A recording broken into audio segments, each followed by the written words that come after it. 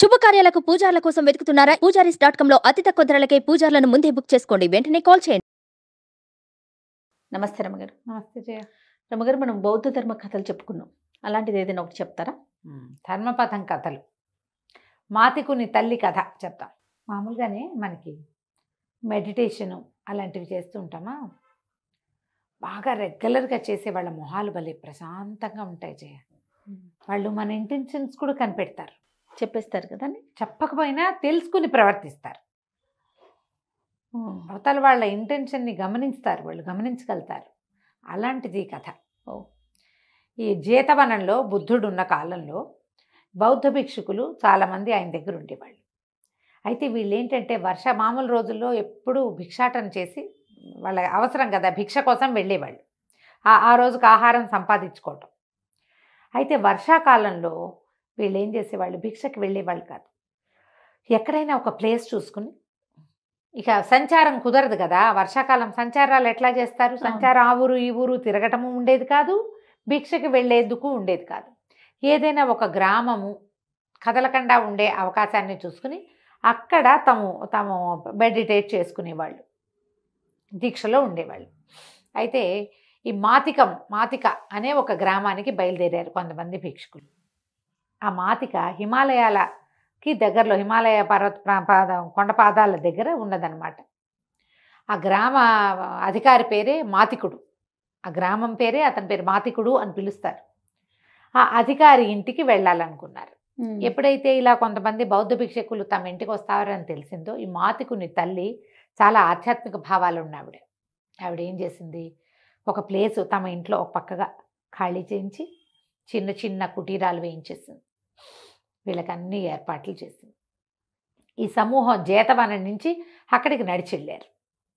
వీళ్ళంతా అలసిపోయి ఉంటారు కదా, అన్ని ఏర్పాట్లు చేసేసరికల్లా సరే లోపలికి అందరూ వెళ్ళారు. నాయన మీరంతా ఇక్కడ ఉండి చక్కగా మీరు దీక్ష చూసుకోండి, మీ జపాలంటే వాళ్ళు ఏదో ఉంటారు కదా, ఏమంటారు దాన్ని, మా దీక్ష నిశ్శబ్దంగా కూర్చుని ఉంటారు. త్రిపిటకాలు అవి ఇవి వల్లె వేసుకుంటూ ఉంటారు. మీరు ఇక్కడ దీక్ష వహించవచ్చు నాయన, కులాసాగా ఎవరిదారిని వాళ్ళు ఉండొచ్చు అని చూపించింది. వీళ్ళు ఆశ్చర్యపోయారు. ఇన్ని ఏర్పాట్ల, మామూలుగా వాళ్ళు ఎక్కడికైనా వస్తే ఏదో తాటాబూటాగా ఉన్న చోట ఉంటారు వాళ్ళు. ఇక్కడ ఎట్లా ఉన్నాయి, చక్కగా చిన్న చిన్న పటకుటీరాలు, బట్టలు ఆరేసుకునేందుకు ఏర్పాటు, తగిన నీరు, ఆహారానికి ఏమి తిప్పలు పడక్కర్లా, నేను ఏర్పాటు చేస్తాను అయినా మీకు అన్నపానాదులన్నీ నా పూచి అంది. ఇన్ని ఏర్పాట్లుంటే సుఖపడతాం మనం, అంతేగా. దీక్ష ఏమి నడుస్తుంది. వీళ్ళలో ఒక ఆయన చాలా భయపడ్డాడు, ఇంత సౌకర్యవంతంగా ఉండకూడదు. తపస్సు చేసుకునే వాడికి సౌకర్యం మీదకి దృష్టి వెళ్ళిపోతే ఇక తపస్సు ఏమి నడుస్తుంది, ఇక తపస్సు నడవదు. అందుకని మనం వీటిలలో కూర్చోవద్దు, బయటికి వెళ్ళిపోదాం. మనం చల్లదనానికి వాటికి ఇబ్బంది పడినా పడాలి, అట్లాగే వాటిని సహించడం రావాలి. శరీరం ఇంపార్టెంట్ కాదు, ఆత్మే ఇంపార్టెంట్ అని తెలుసుకోవాలి మనం, సంరక్షణలో ఉండకూడదు అని అన్నాడు. సరే ఈవిడేం చేస్తే వీళ్ళకి ఇవన్నీ చూపించి వంట చేసుకోవడానికి వెళ్ళిపోతే వీళ్ళు ఏం చేశారు, ఎవరి దారిని వాళ్ళు బయటికి వెళ్ళిపోయి ఎవరి దారిని వాళ్ళు దీంట్లో కూర్చున్నారు. ఏమన్నా మెడిటేషన్లో ధ్యానమగ్నులుగా కూర్చుండిపోయారు. వీళ్ళు తెల్లవారేసరికి వచ్చారు. ఇదంతా తెల్లారే జరిగింది. మధ్యాహ్నం 12 గంటల వేళ ఈవిడ భోజనం పట్టించుకుని వచ్చింది. తీరా చూస్తే ఒక్కళ్ళు లేరు. ఆవిడ ఆశ్చర్యపోయింది, ఇదేంటి ఎవరు లేరు, వీళ్ళు ఏమైనా కొట్లాడుకున్నారా, ఇక్కడెక్కడ కనిపించట్లేదే. అక్కడి నుంచి ఈవిడతో ఒక పరిచయానికి వచ్చింది. ఆ అమ్మాయికి బుద్ధిస్టులు వీళ్ళ పద్ధతులు తెలుసు. అక్కడ ఒక గంట ఉంటే గంట కొట్టేసరికల్లా వీళ్ళందరూ వచ్చారు, తలా ఒక పక్క నుంచి. అన్న వడ్డించాక అడిగింది, ఆయన ఎందుకు మీకు ఇట్లా కుటీరాలు ఏర్పరిచా కదా, హాయిగా కుటీరంలో కూర్చుని మీరు ధ్యానం చేసుకోవచ్చునే, మీకు వేళకన్నీ నేను ఏర్పరుస్తానని చెప్పే కదా అనేసరికల్లా వాళ్ళు ఏం చెప్పారంటే, వాళ్ళలో ఒక ఆయన చెప్పాడు, అమ్మా ఇట్లా సౌకర్యవంతమైన ఏర్పాట్లతోటి చేసేది ధ్యానం అనరు, ఇలా కాదు, ఇలా చేయకూడదు. నువ్వు వేళకు భోజనం తీసుకురా, ఆ టైంకి నువ్వు పిలిచినప్పుడు మేము వస్తాం, కానీ నువ్వు ఏర్పరిచిన సౌకర్యాల్లో కూర్చుంటే మాకు ధ్యానం కుదరదు, సౌకర్యం ఇంకా కావాలనిపిస్తుంది, శరీరం మీద వ్యామోహం పెరిగిపోతుందమ్మా, శరీరాన్ని రక్షించే పనిలోనే ఉంటాము అని బోధించి ఎట్లా ధ్యానం అనేది ఎలా చేయాలి, ఎట్లా చేస్తే అది ఫలితాన్ని ఇస్తుంది, మరి మేము దీంట్లో ఆధ్యాత్మిక మార్గంలో వెళ్తున్నాం, ఈ వర్షాకాలంలో ఇంకొంచెం మార్గంలో ముందుకెళ్ళాలనుకుంటున్నామమ్మా అని చెప్పాడు. చెప్పేసరికల్లా ఆవిడ ఆశ్చర్యపోయింది. ఇట్లా చేయాలా, ఇదే పద్ధతి అని. ఆవిడ యవ్వనంలో యంగ్స్టర్ అయితే శరీరానికి ఇంపార్టెన్స్ ఇవ్వకూడదు అలాంటి మాటలు అర్థమయ్యేవి కాదు. అవును. ఈ శరీరం నేను కాదు అసలు, ఆయన చెప్పిన మాట అది. శరీరం అనేది నేను వేరు, శరీరం వేరు. ఈవిడ వృద్ధాప్యం వచ్చిన ఆవిడకి అర్థమైంది. తెలుసు ఆవిడకి యంగ్నెస్ అంతా కోల్పోయి తను ఎట్లా అయ్యానో ఆవిడకి తెలుస్తోంది కదా. ఆవిడ కూడా వాళ్ళు చెప్పిన విధంగా పెద్దగా ఏ ఇంపార్టెన్సు సౌకర్యానికి ఇవ్వకుండా ధ్యానమగ్నురాలు కావడం మొదలుపెట్టింది. వాళ్ళున్న వర్షాకాలం అంతా ఎంతో చక్కగా చూసుకుంది వాళ్ళని చూడడమే ఆవిడ ధ్యానం అంతే. విశేషించి ధ్యానం చేసుకోవటం నేర్చుకున్నాక వర్షాకాలం అయిపోయింది. వీళ్ళంతా వెళ్ళిపోయారు. ఈ వెళ్ళిపోయిన భిక్షుకులందరూ జేతవనంలో ఈ మాతికుని తల్లి ఎంత ఆపేక్షగా తమని చూసిందో విపరీతంగా చెప్పేసరికల్లా వర్షాకాలం వెళ్ళాక వచ్చే కాలం ఏమిటి, శీతాకాలం. ఈ ఉన్న వాళ్ళల్లో భిక్షుకుల్లో ఒక యువకుడు ఉన్నాడు. అతను ఏమనుకున్నాడు, అక్కడికి వెళ్ళి చేసుకుందాం మనం అని చెప్పి బుద్ధుని అనుమతి వేడి అతను మాతికుని తల్లిని చూడదలుచుకున్నాడని శాక్యమునికి అర్థమయ్యి వెళ్ళమన్నాడు. అనుజ్ఞ ఇచ్చాడు. ఇచ్చేసరికల్లా సరే అక్కడి నుంచి వచ్చాడు ఇక్కడికి. చాలా శ్రమపడ్డాడు. చలిలో శ్రమపడి వచ్చేసరికల్లా ఏమనిపించింది, లోపలికి వచ్చాడు. ఆ కుటీరాలన్నీ వీళ్ళ కోసం నిర్మించబడి ఉన్నాయి. మధ్యలో ఒక నెల గ్యాప్ వచ్చింది కదా, అంత దుమ్ముగా ఉన్నాయి. వాళ్ళు అసలు వాడలేదు కదా వాటిని పెద్దగా. ఇతను వచ్చేసరికి అయ్యా ఇందులో ఉండండి అని చెప్పింది ఆవిడ. లోపలికి వచ్చి ఏమనుకున్నాడు, ఆహా ఒక పరిచారికి ఎవరైనా వస్తే ఎంత బాగుంటుంది, ఇదంతా దుమ్ము, నాకు శక్తి లేదు, ప్రయాణం చేసి అలసిపోయాను అనుకున్నాడు. 5 నిమిషాల్లో ఒక పరిచారికి వచ్చి అంతా శుభ్రం చేసింది. కాకతాళీయం అనుకున్నాడు అతను.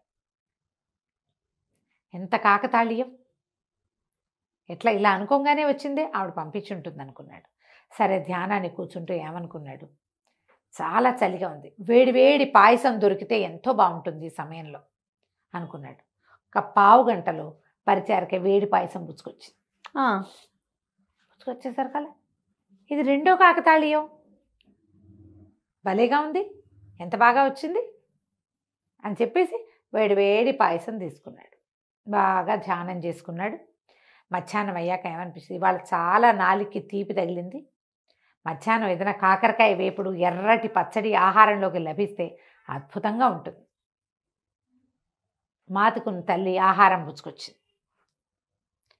రొట్టెలు వడ్డించి కూరేసింది, కాకరకాయ వేపుడు, ఒక ఎర్రగా మెరమెరలాడుతున్నటువంటి ఒక పచ్చడి, ఘాటుగా కనపడుతున్న ఒక పచ్చడి వడ్డించింది. మూడో కాకతాళీయం అనుకున్నాడు. ఆవిడ వెంటనే చెప్పింది, మూడో కాకతాళీయం కాదు నాయన, నువ్వేమనుకుంటున్నావో నాకు తెలుస్తోంది.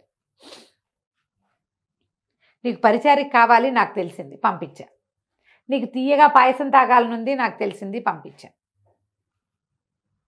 నీకు ఇది కావాలి, కారము ఆవకాయ కావాలనుంది నాకు తెలిసింది. కాకతాళీయం కాదు నాయన, నాకు ధ్యానంలో తెలుస్తోంది నువ్వేమనుకుంటున్నావో. కాకతాళీయం అనుకోవద్దు, నువ్వు శ్రద్ధగా చేసుకో చెప్పాను. కాంతిపోయాడు. ఎట్లా తెలిసింది నీకు అన్నాడు. కిందటి సంవత్సరం అది వర్షాకాలంలో వచ్చినటువంటి బౌద్ధ భిక్షకులు వాళ్ళు చెప్పారు నాకు ఎట్లా ధ్యానం చేయాలో. ఆ విధంగా ధ్యానం చేయటం వల్ల నాకు ఇది తెలుస్తోంది. ఆవిడ ధ్యానంలో శారదత్త భిక్షువు అంతకుముందు వచ్చిన ఆయన చెప్పాడు ఈవిడికి ధ్యానం ఎట్లా చేయాలి. అది నేర్చుకుని ధ్యానం చేయటం వల్ల అక్కడెక్కడో కూర్చుని నేనేమనుకుంటున్నాను ఈవిడికి తెలిసిపోతుంది. నాకేవో రకరకాల ఊహలు వస్తున్నాయి. ఇంకా ఈయనకి ధ్యానం కుదరలా ఇతనికి. ఏవేవేవేవో ఊహలు వచ్చేస్తున్నాయి, అవేవో గుర్తొస్తున్నాయి, ఇవేవో గుర్తొస్తున్నాయి. మధ్యలో ఒక వికారాలు కూడా కొన్ని వస్తున్నాయి రాకూడనివి. అవన్నీ ఈవిడికి తెలిసిపోయినాయి అనుకో. ఏమిటైనా ఇట్లాంటి వేషం వేసావు, ఇలాంటి వెధవాలోచనలు చేస్తావు అంటుందో ఏమిటో. ఓకే. ఆవిడికి అభిజ్ఞ లభించింది. అభిజ్ఞ అంటే ఏమిటి? అతీంద్రియ శక్తి, పరచిత్త జ్ఞానం, పక్కవాడు ఏమనుకుంటున్నాడో తెలిసిపోవటం. ఆవిడ ధ్యానం వల్ల ఆవిడకి అది వచ్చేసింది అని చెప్పి తన మనసుని బాగా కంట్రోల్ చేసుకుని జపం చేసుకున్నాడు. చాలా కష్టపడ్డాడు, ఉండలేకపోయాడు అక్కడ. ఆవిడ తెలుసుకుంటుందని బెంగతోటే ఇదైపోయాడు. అక్కడి నుంచి వెళ్ళిపోయాడు. అక్కడి నుంచి వెళ్ళిపోతానమ్మా, ఉండలేకపోతున్నానని చెప్పి ఆమెకు చెప్పి వెళ్ళిపోయాడు. వెళ్ళిపోయి శాక్యమునికి చెప్పాడట బుద్ధుడికి. ఆమెకి పరచిత్త జ్ఞానం వచ్చేసింది, అభిజ్ఞని సాధించింది ఆవిడ ధ్యానంలో. నేను ఇంకా సాధించలేదంటే శాక్యముని ఏం చెప్పాడంటే, మెల్లిగా ఆమెకి జీవితం మీద నుంచి ఆసక్తి తగ్గిపోయే వయసులోకి వచ్చేసింది. అందుకని ఆమెకు తొందరగా వచ్చింది. నీకు కూడా ఈ సాధన అలవాటు అవుతుంది. నువ్వు సాధనే కావాలి నీకు. అక్కడెక్కడికో వెళ్తే సాధన జరుగుతుందని భావించద్దు. నువ్వు ఉన్న చోటే చెయ్యి. చాలామంది చేస్తారు మన దగ్గర ఇట్లా. అక్కడికి వెళ్తేనే పూజ, అక్కడికి వెళ్తేనే భక్తి, అక్కడికి వెళ్తేనే అద్భుతంగా లభిస్తుంది అనుకుంటారు. బయటికి వెళ్తే మనకు లభించేది, ఇక్కడికైనా తోటల్లోకి ధ్యాన మందిరాల్లోకి వెళ్తే అద్భుతమైన ఏమంటారు ఆక్సిజన్ లభిస్తుంది, ప్రాణశక్తి అంతే. తప్ప నీ లోపల ఇవి ఉన్నాయి చూసావా, ఏకాగ్రత, చిత్తం మీద మనకి కంట్రోల్, అవన్నీ నువ్వు నీకు రావాలి. ఎక్కడున్నా ఒకటే. అది నువ్వు అది సాధించు. మాతికుని తల్లి అది సాధించగలిగింది. ఆవిడ తన దైనందిన కార్యక్రమాలన్నీ చేసి భిక్షుకులందరినీ చూసుకుని కూడా ధ్యానం చేయగలిగింది. నువ్వు ఏ పని లేకుండా ఉండి ధ్యానం చేయలేకపోతున్నావు. నీకు అప్పచెప్పిన బాధ్యతలు నిర్వహిస్తూ ధ్యానాన్ని కొద్ది నిమిషాల పాటుగా ప్రాక్టీస్ చెయ్యి. 5 minutes ధ్యానం. నేను మీకు చెప్తున్నాను అన్నమాట. 5 నిమిషాలు, 5 minutes టైం పెట్టుకుని కళ్ళు మూసుకుని ఉండండి. చాలా మందికి ధ్యానం నిలవదించేయ, మెడిటేషన్ అస్సలు చేయలేకపోతాం. 5 నిమిషాలు 10 నిమిషాలు కళ్ళు మూసుకుంటే ఏదో గంటలు గడిచిపోయిన భావం వస్తుంది. అవును, గడిచిపోతాయి అట్లాగే. అలా అయిపోతుంది మనకి. మనము కొద్ది నిమిషాలు ప్రాక్టీస్ చేయాలి. ధ్యానం వల్ల మీకు ప్రపంచంలోంచి ఏదైనా కావాలంటే వస్తుందని భావించద్దు. మీలోంచే అది మీకు లభిస్తుంది. అది చాలు. ప్రధానంగా ఏంటంటే ప్రశాంతమైన చిత్తం.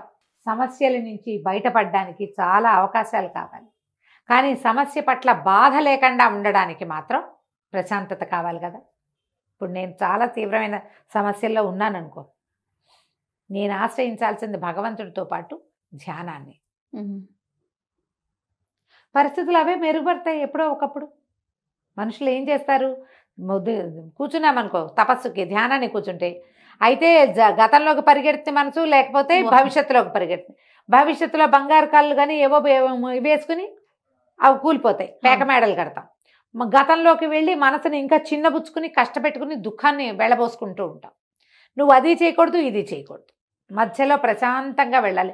పరిస్థితులతో పాటే నువ్వు వెళ్ళాలంటే ధ్యానం నీకు సహాయం చేస్తుంది. బుద్ధుడు చెప్పినటువంటి ఈ వాక్యాలు జ్ఞాపకం పెట్టుకోవాలి.